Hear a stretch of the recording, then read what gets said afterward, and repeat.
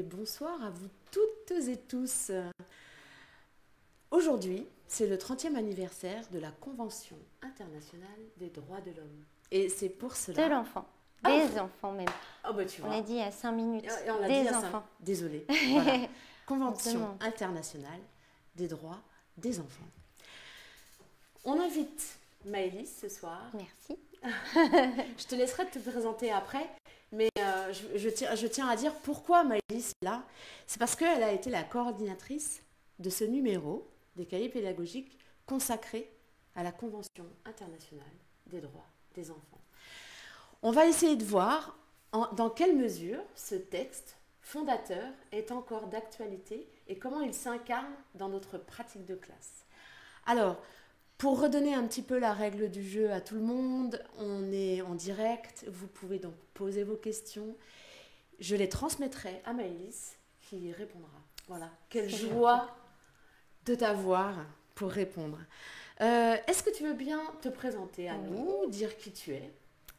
Alors, je suis Maëlys Rousseau, je suis enseignante en maternelle à Asnières-sur-Seine et je suis aussi maître formatrice.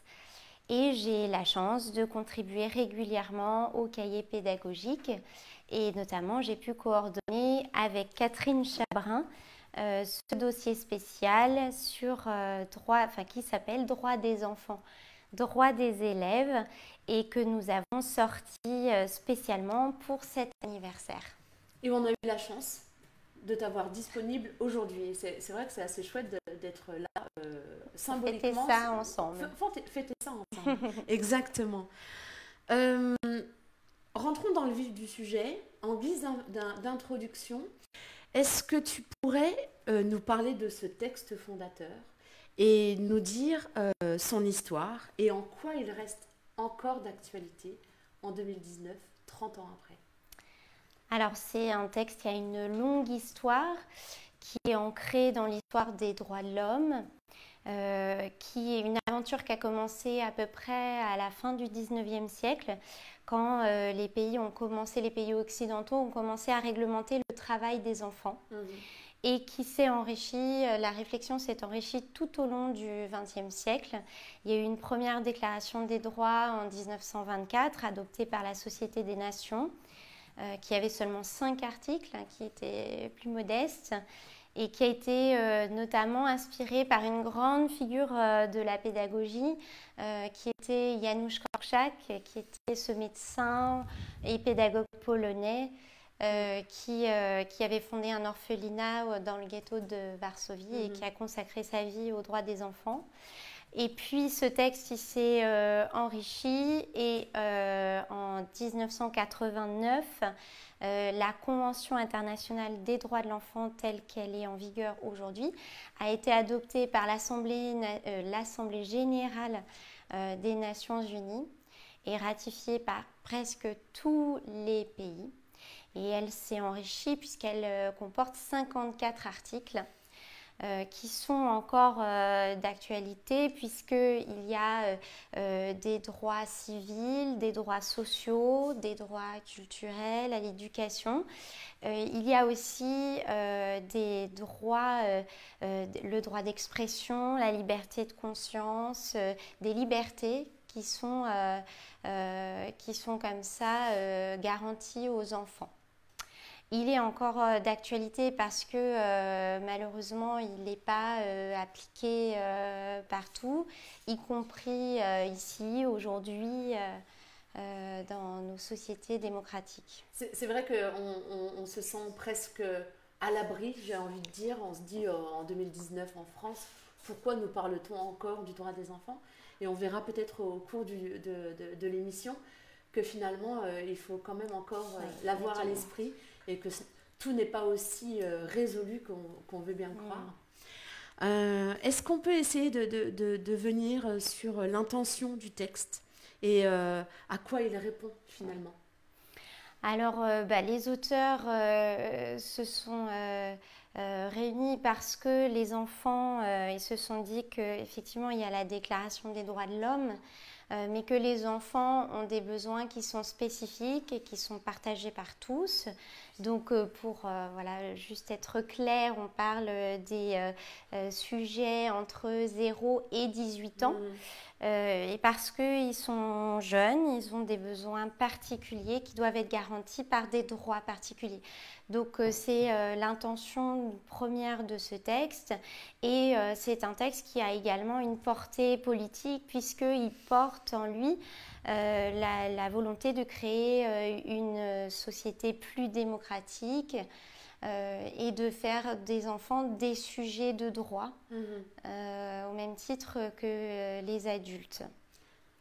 Merci Maëlys. On passe à sa valeur philosophique, c'est-à-dire le texte apporte une réponse à une question, c'est finalement qu'est-ce qu'un enfant? Est-ce que tu peux essayer de développer un peu plus? Alors, un enfant, c'est à la fois un être complet et un être en développement.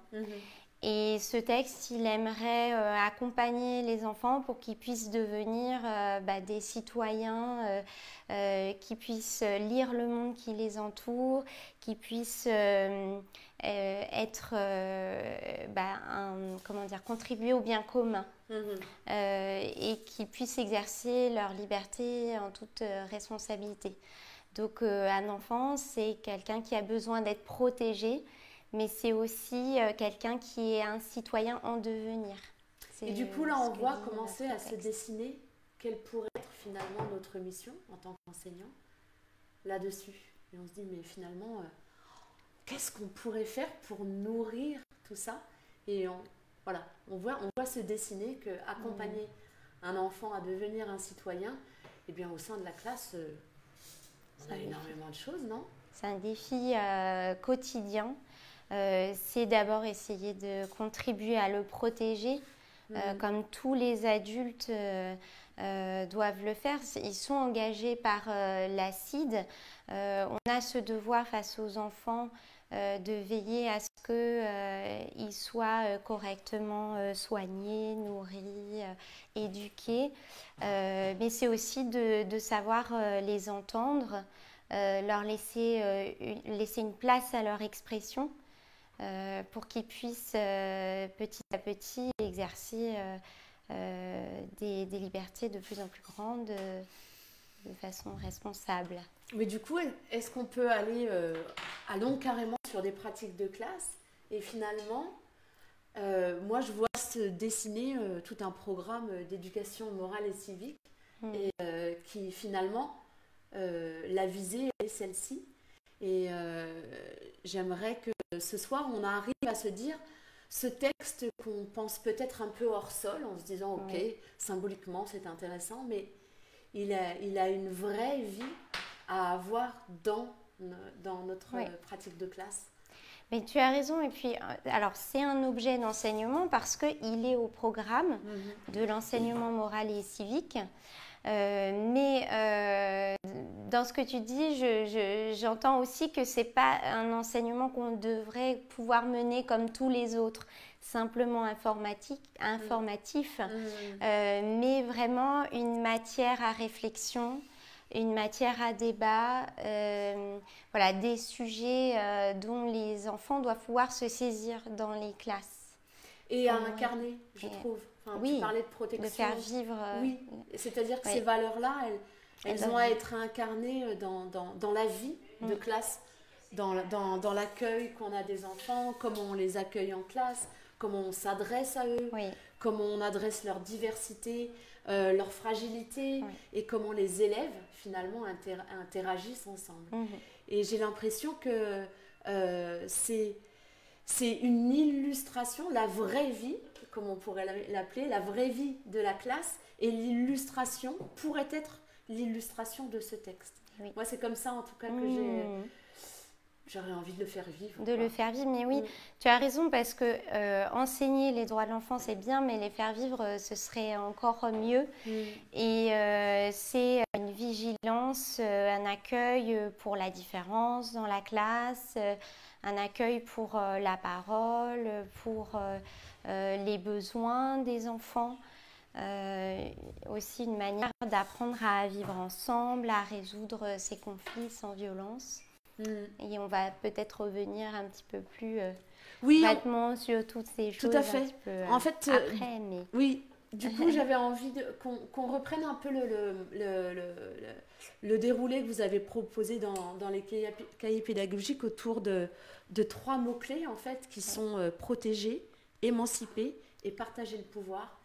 Et je trouve qu'on va pouvoir rentrer dans des pratiques de classe et pourquoi pas donner des exemples et la nourrir de notre pratique. Toi, enseignante de maternelle, moi, dans les souvenirs que j'ai et de ce que j'ai pu faire en classe, j'aimerais bien qu'on arrive à faire ce parallèle-là. Donc, ce que je te propose, c'est qu'on rentre sur chacune des thématiques et qu'on essaye de le définir dans un premier temps et ensuite de voir comment on le nourrit dans nos pratiques de classe et comment on en prend compte dans notre société. Ça te va? Ça me va. Eh bien, allons-y. Et du coup, n'hésitez pas à poser des questions de clarification, donner ce que ça vous éveille en termes de pratique de classe. On est là pour partager. Commençons par ce beau terme qui est protéger. Alors, est-ce qu'on peut essayer de le définir et de le circonscrire, ce terme? Alors, protéger un enfant, c'est répondre à ses besoins les plus essentiels. C'est d'abord s'assurer qu'il est correctement nourri, logé, soigné, qu'il ne subit pas de discrimination vertu de ce qu'il est, quel que soit son genre, s'il est en situation de handicap ou pas. C'est aussi des droits culturels, veiller à ce qu'il y ait un accès à la culture, au jeu, puisque protéger un enfant, c'est aussi lui permettre de jouer, lui permettre de bouger. Voilà, c'est les besoins, certains sont communs à toute l'humanité ou tous les enfants jusqu'à 18 ans, mais d'autres varient selon l'âge. Et protéger un enfant, par exemple pour moi qui suis maîtresse en maternelle, c'est aussi permettre des moments de repli, c'est aussi permettre des moments de bouger si on en a besoin, c'est pouvoir partager ses soucis, ce que ça pourrait être protégé. C'est aussi concrètement en équipe, dans les établissements, proposer des actions de prévention. Dans notre dossier, par exemple, nous avons donné la parole à une infirmière scolaire qui fait des actions de prévention sur la maltraitance en collège. C'est ce que pourrait être un petit peu protégé à notre place, à nous, d'enseignants. Ce que j'entends aussi dans ce protéger, c'est effectivement, moi en tant qu'adulte, la possibilité que j'ai de protéger, mais c'est donner aussi les outils à ces enfants, ces élèves, du plus petit au plus grand, de donner les outils pour se protéger. Tu parles de cette expérience de cette infirmière scolaire. C'est bien ça, c'est comment on donne des outils à ces enfants qui deviendront des adultes, les outils pour se protéger. Est-ce qu'on peut essayer de donner des exemples de pratiques de classe? Moi, j'aurais envie de commencer par tout ce travail qu'on peut faire autour de l'identification des besoins. Et du coup, la connaissance qu'on a de soi nous permet finalement de nous protéger, de savoir ce qui est bon pour nous, d'apprendre à dire non et finalement de se protéger ou des agressions ou de quelque chose qui n'est pas bon pour nous, qui peut-être est bon pour le voisin, mais qui n'est pas bon pour nous. Mais tu as absolument raison et je pense que c'est un travail de réflexion qu'on peut parfois être amené à minorer parce qu'on peut imaginer que c'est inné de savoir ce dont on a besoin et au contraire, c'est très important de libérer la parole à ce sujet pour s'apercevoir que c'est en discutant ensemble que l'on se connaît le mieux et qu'on peut aussi découvrir ce qui nous rassemble, ce qui diffère chez les uns, chez les autres et qui est à respecter, à protéger aussi. Et qu'on peut prendre en compte, apprendre ses droits, c'est aussi apprendre ceux des autres. Ça fait partie du programme. Et à mon sens, c'est la discussion qui est la plus adaptée en classe pour travailler ça. Et c'est pour ça que dans le dossier, on propose aussi des outils autour de la discussion à visée démocratique et philosophique. Parce que cette parole, finalement, elle me permet en tant qu'individu de me signifier et de dire qui je suis. Et elle me permet d'entendre de l'autre qui il est. Et dans un univers régulé par un enseignant, un adulte, et peut-être un père quand on est un peu plus grand dans les cycles 3, 4 et après. Mais du coup, d'être en sécurité et du coup, d'apprendre qu'on peut être différent mais en toute sécurité. Et qu'on passe du rapport de force à la cohabitation. Oui. Ou même la coopération parfois. Oui. Cohabitation et coopération, la visée optimale. Voilà. dans ce meilleur des mondes qu'on essaye. Bah oui. Ouais. Et ce qui est intéressant, c'est de se dire que dès la maternelle, on peut travailler ça. Bien sûr, alors évidemment c'est progressif. On va donner la parole et des sujets qui vont toucher les enfants selon leurs âges.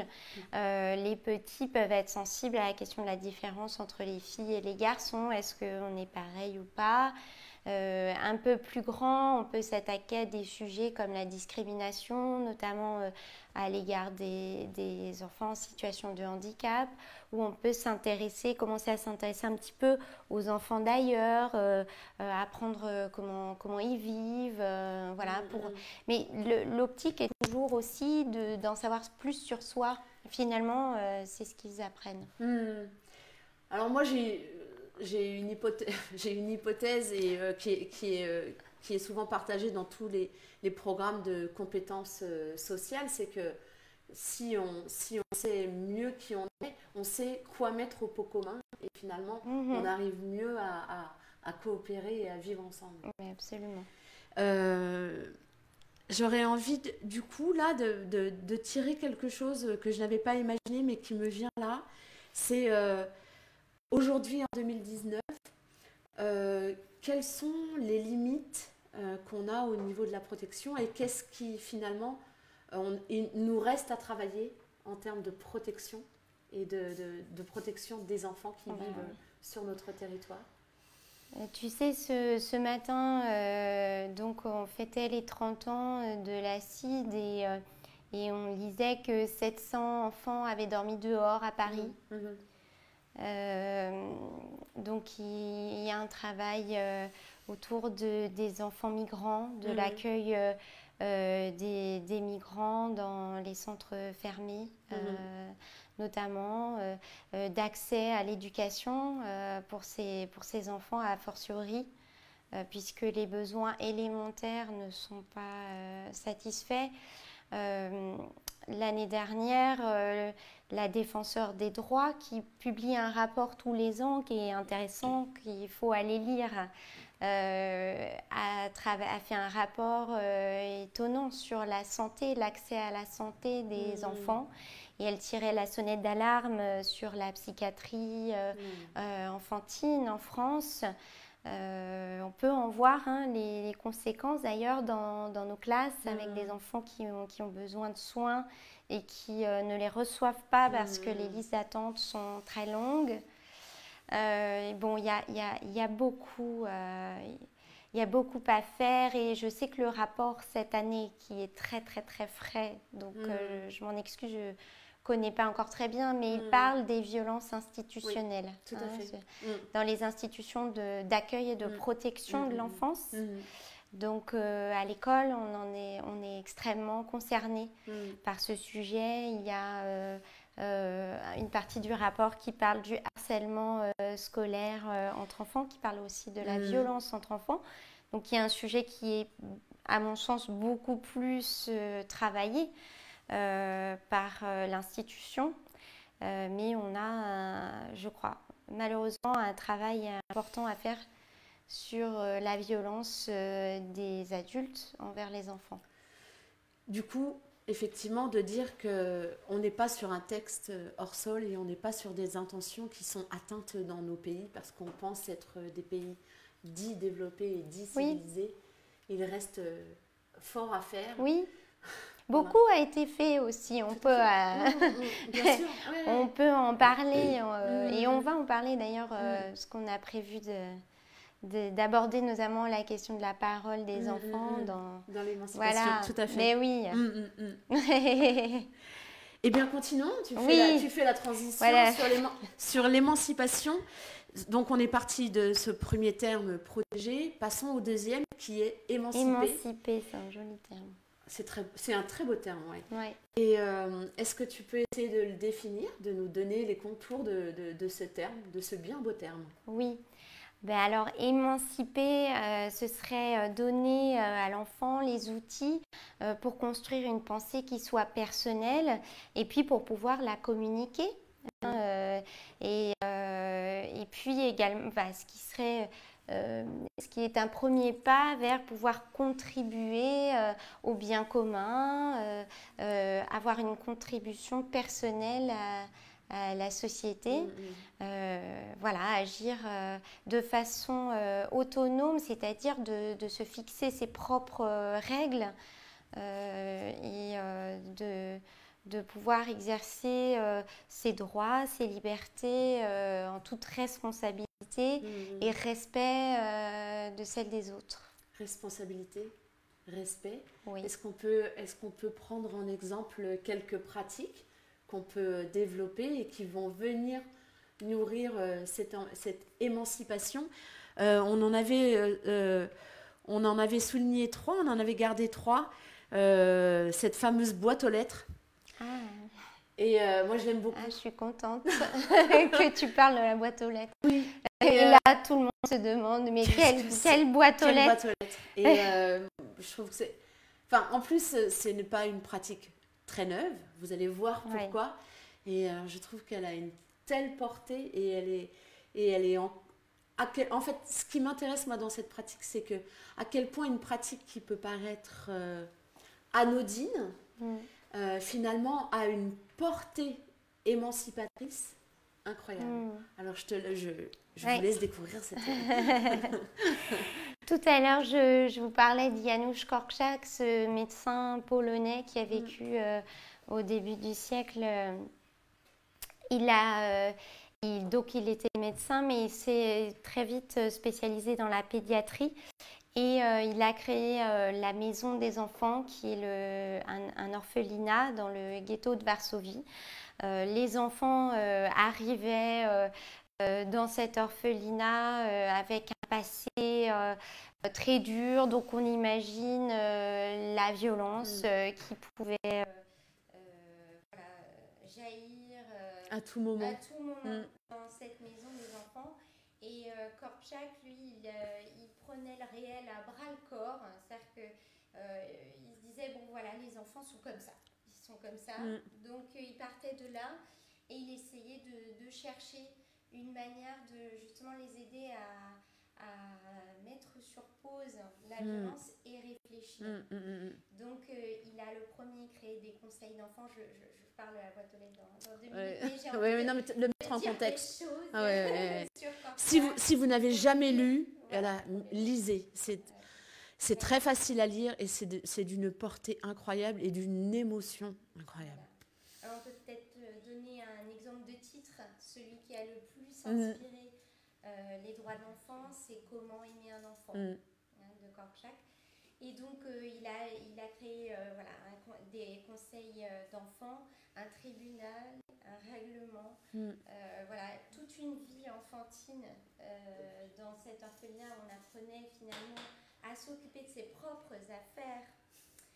Et pour gérer cette violence, donc Korczak voulait apprendre aux enfants voilà, à ne plus réagir dans l'instant et à mettre des mots sur leurs douleurs, leurs besoins.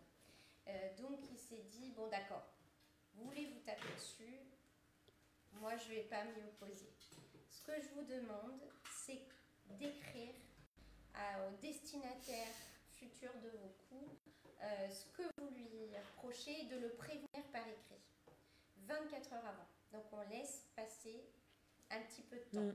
Donc les plus petits vont voir les plus grands pour qu'ils écrivent, voilà. Donc du coup en plus il y a tout un dialogue qui se noue et au moment où on ouvre la boîte aux lettres 24 heures après, ben, généralement on a beaucoup moins envie de se frapper.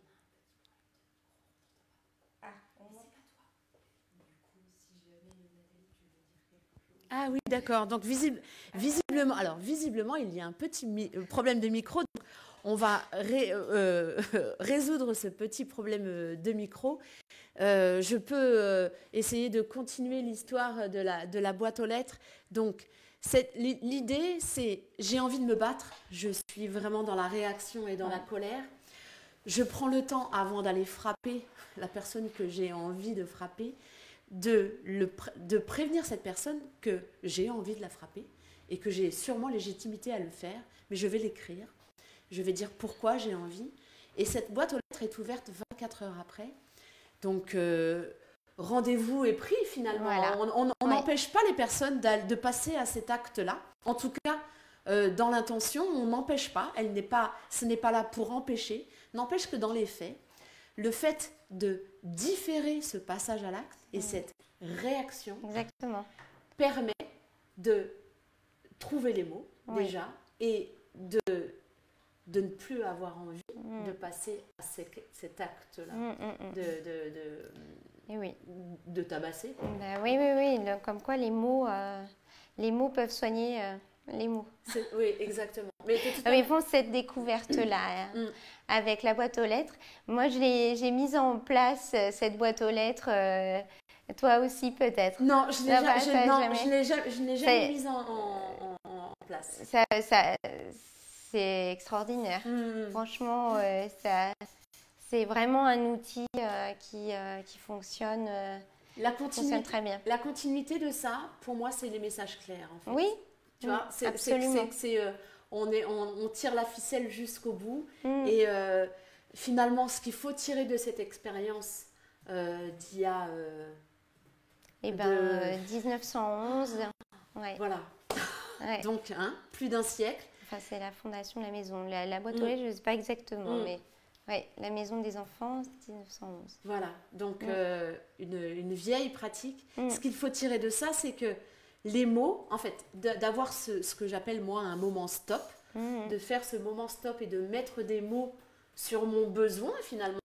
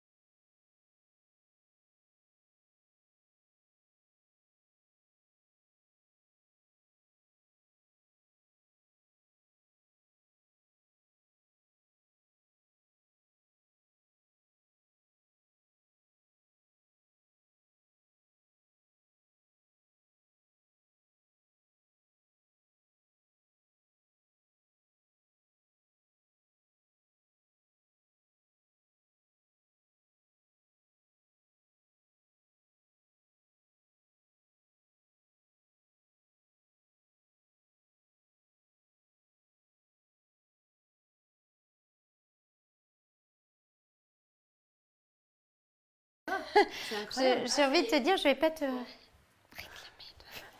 Non, mais ça va? Oui, Enfin, parfait. Oui, oui, ça va. ça va. Demande un peu de réflexion. Quoi?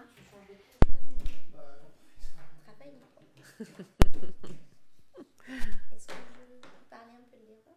Bien sûr. Du coup, Je vais te relancer sur l'empathie, Allez. sur la compréhension de soi, et puis du coup, Allez. on peut embrayer là-dessus. Tu me dis quand c'est bon et je fais la transition. T'as le retour son régie là? Oui, c'est bon. Elle avait pile. C'est quoi qui a.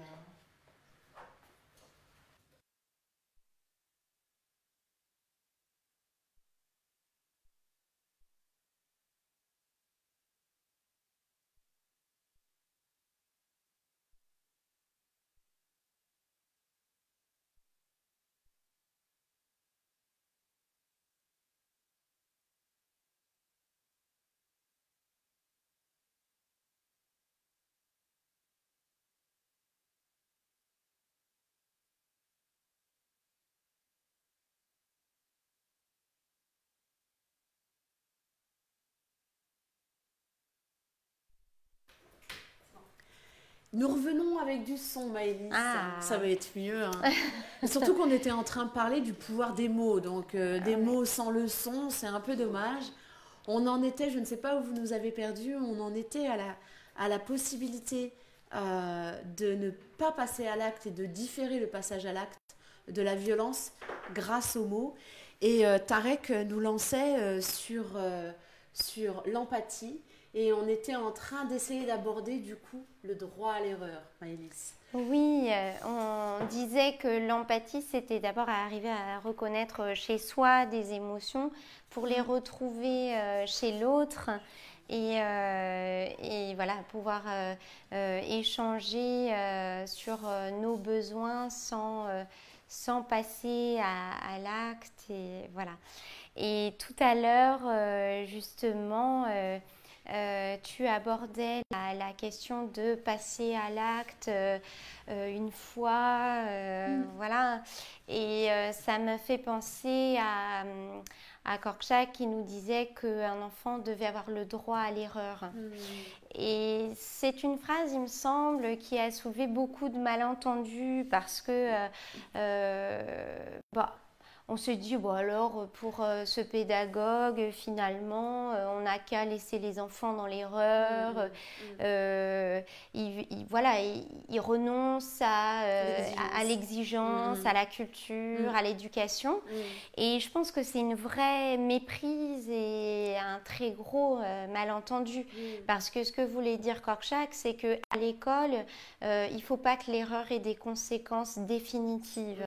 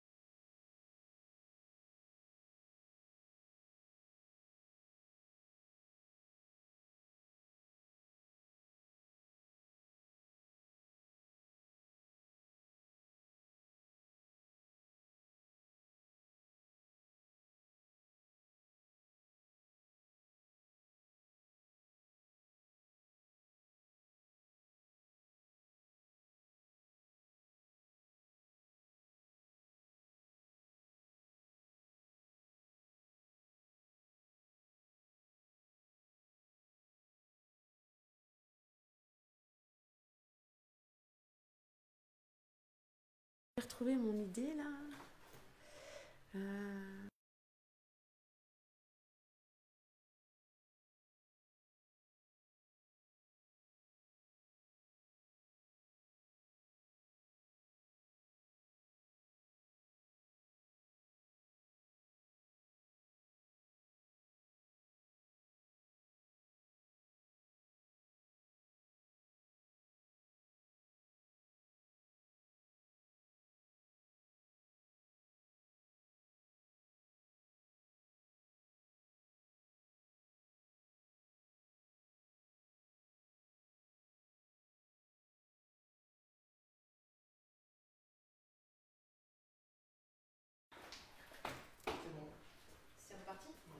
Ah, visiblement, c'est reparti. Est-ce que vous nous entendez? Est-ce que vous nous entendez? Oui.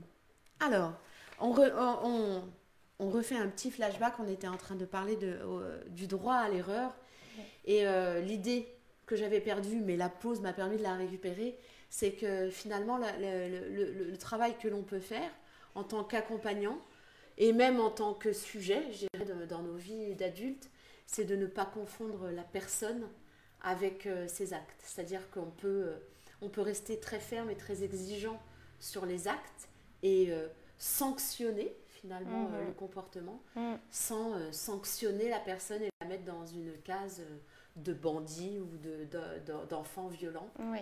C'est un enfant qui commet des violences, qui a pu commettre des violences. Et ça peut paraître juste un effet de langage, mais en fait cet effet de langage est porteur de sens. Absolument. Et je pense que les mots que l'on emploie sont décisifs. Ils le sont parce que dans notre responsabilité d'adulte, puisque le texte des droits de l'enfant nous place face à nos responsabilités d'adulte. Dans nos responsabilités d'adulte, il y a quand même le devoir de montrer le chemin, de montrer l'exemple, d'être modélisant.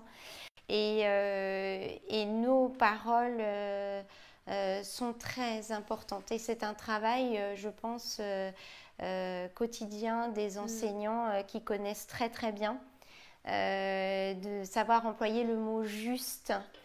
Et de savoir aussi, parfois, ça c'est une expérience que je fais dans ma classe, aussi soi-même mettre des mots sur ses propres émotions. Et je pense que c'est comme ça qu'on est le plus accompagnant pour les enfants.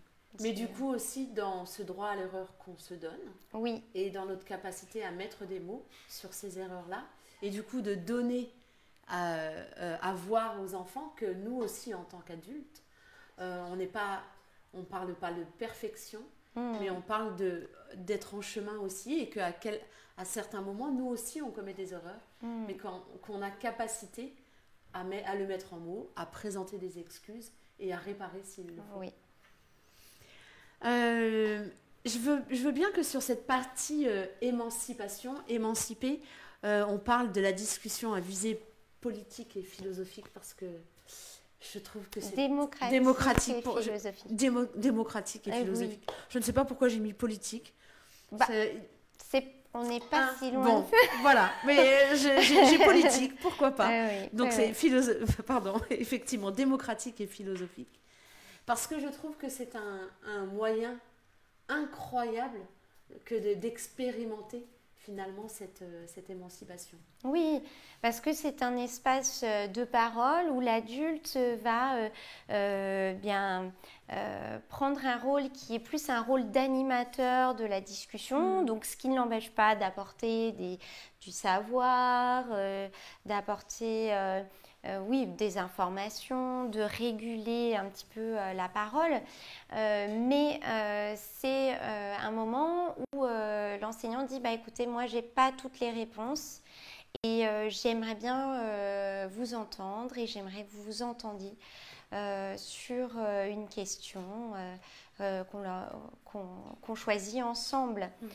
Donc la Convention internationale des droits de l'enfant, c'est une réserve très importante de discussion, de sujets de discussion possibles. Et puis cette discussion à visée démocratique et philosophique, elle permet de donner pour par exemple les cycles 2, cycle 3, cycle 4, elle permet aux élèves aussi d'expérimenter des rôles, d'apprendre le rôle de président, de distribution de la parole, de reformuler les paroles d'un camarade. Donc là, on voit qu'il y a un apprentissage qui est d'un très très haut niveau intellectuel, de synthétiser l'avancée de la pensée du groupe. Donc on apprend beaucoup d'outils pour penser Et du coup, là, on est au cœur de l'émancipation, il me semble. Tout à fait. C'est le projet. Et j'aurais envie de dire, pour rassurer les collègues qui parfois se disent, ouais, mais est-ce que c'est... où est-ce que je prends finalement ce temps et sur quel capital je le prends? Eh bien, ce genre de pratique fait cocher pas mal de cases sur le programme de EMC. EMC, mais aussi la langue, la maîtrise de la langue orale, qui est quand même très importante. Voilà. Et je pense que c'est là aussi notre richesse et notre créativité en tant qu'enseignant, elle peut être là. C'est finalement de partir de pratiques qui sont très riches et émancipatrices et qui travaillent sur le collectif et sur la construction des personnes, mais qu'on coche aussi des cases dans des matières dites académiques. Oui. Voilà, je pense que c'est vraiment intéressant de faire ce travail-là. Et je pense d'ailleurs qu'on peut faire un petit détour pour dire que parler des droits de l'enfant, ça peut se faire en cours d'art plastique. Il y en a un bel exemple sur le site des cahiers pédagogiques, à la rubrique du dossier. On peut le travailler en littérature. Il y a aussi il y a de très beaux exemples dans la littérature. Je pense par exemple à L'Enfant de Jules Vallès, qui est un roman sur la condition des enfants, qu'on peut l'aborder aussi en géographie lorsque l'on parle de différents territoires. Voilà, donc si on a l'impression de ne pas forcément avoir le temps, pourquoi pas jouer sur la transversalité. Tout à fait. Pour aborder la CIDE. Oui, et en ce jour anniversaire ou cette période anniversaire, se faire une jolie carte mentale finalement et de mettre ça au centre et se dire je peux faire ça, mais je peux faire ça. Et de voir que de coller à cette histoire permettra d'aborder nombre de sujets. On passe au dernier point, qui est partager le pouvoir. Oui. Là aussi, quel thème incroyable, parce que notre pratique de classe là peut vraiment se nourrir sur partager le pouvoir. Est-ce qu'on peut essayer de le définir? Alors, oui, partager le pouvoir, c'est essayer de... donc la CIDE, elle nous demande de faire participer l'enfant aux décisions qui le concernent à mesure de ses capacités. Donc, partager le pouvoir avec des petits de maternelle, c'est pas la même chose que partager le pouvoir avec des lycéens, évidemment. Mais c'est un point très important qui est largement abordé aussi dans notre dossier. Donc, c'est essayer de délimiter des espaces dans lesquels les enfants peuvent discuter et voir pour les plus grands se réunir entre eux, mener des projets, pourquoi pas aussi gérer un petit budget. Et c'est possible avec l'accompagnement du maître dès les plus petites classes, mais c'est possible avec bien sûr des limites au collège, au lycée. Et là, je pense au conseil de la vie lycéenne, au conseil de la vie collégienne, qui sont des instances qui doivent nous interpeller, parce que si elles sont très investies par les élèves, c'est avant tout parce que y a une équipe pédagogique de l'établissement qui a à cœur de valoriser les élections, de former les délégués, de déterminer peut-être avec les élèves, les délégués, des projets, des choses qu'ils vont pouvoir mettre en œuvre. Donc, j'aimerais qu'on entende aussi la notion de limite là-dedans. C'est ça. Et tout. Exact. En fait, j'avais envie de me faire l'avocat du diable et je vois poindre et j'entends venir à moi cette limite qui serait ok, partager le pouvoir, mais ça veut dire finalement que les enfants ou les élèves auraient le droit de tout. Oui. Et j'aurais envie du coup de placer les limites ou la limite et finalement de se dire quel droit j'ai moi en tant qu'adulte ou en tant qu'instance ou en tant qu'institution de dire ça, vous avez le droit d'agir là-dessus, mais ça reste de ma légitimité de dire non ou la limite elle est ici. Parce que je trouve que c'est souvent le malentendu qu'il y a par rapport à ça. Ah oui, oui, on peut parler de malentendu, on peut parfois parler de controverse même. Et je pense que la première des choses qu'on doit rappeler à ce sujet, c'est que la CIDE, elle incite quand même vraiment sur le droit à l'éducation et que dans l'éducation, il y a cette notion d'asymétrie entre l'adulte et l'enfant. La CIDE, elle dit, adultes et enfants sont égaux en dignité. Ce sont des sujets de droit. Mais ils sont inégaux en responsabilité.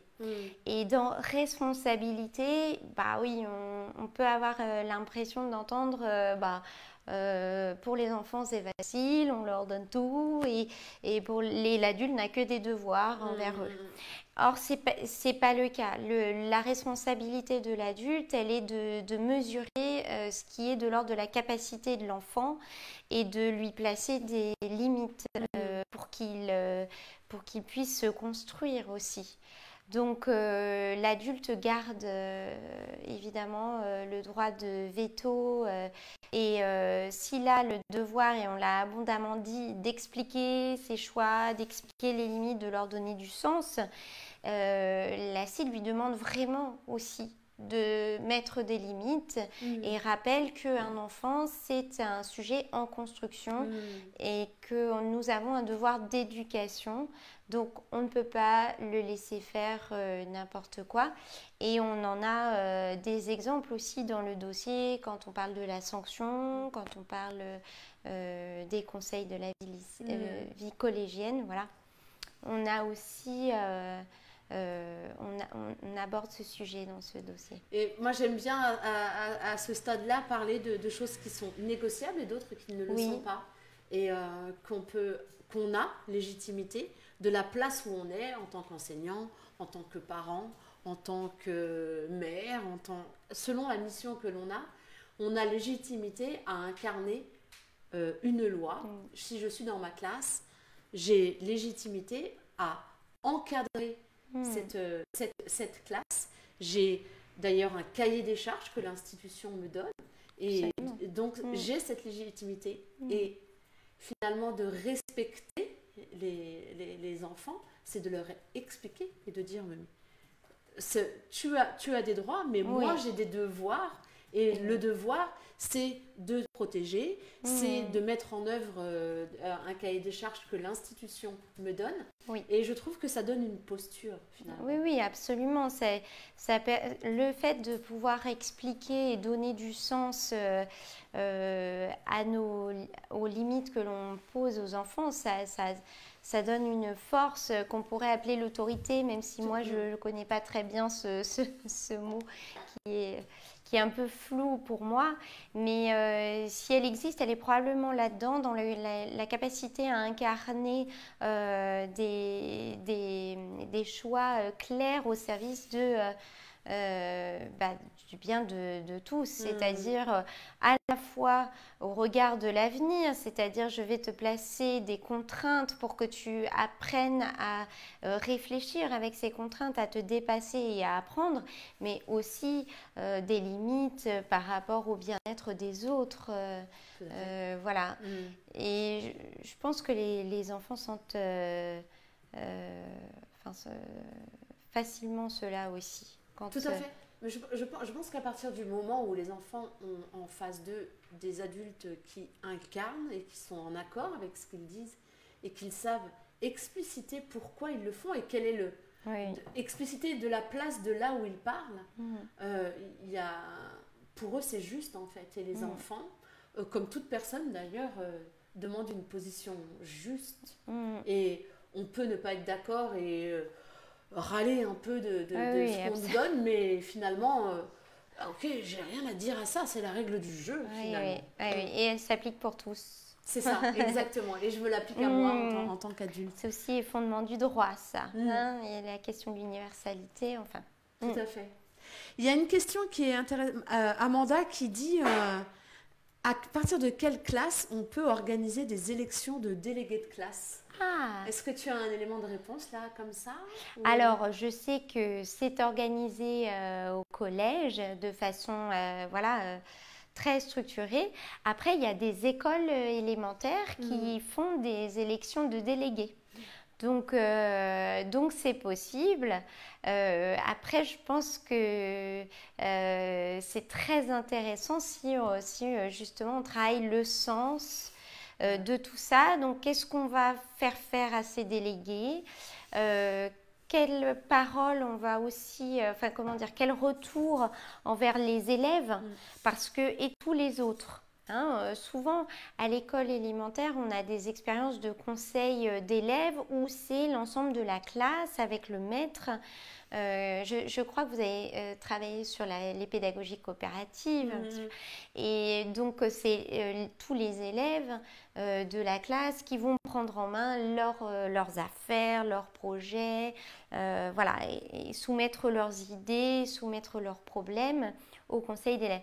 Donc, si tout à coup, il y a une représentation des élèves, là, on introduit quand même une complexité, c'est la notion du vote. Moi, je délègue ma parole à quelqu'un d'autre pour qu'il me représente.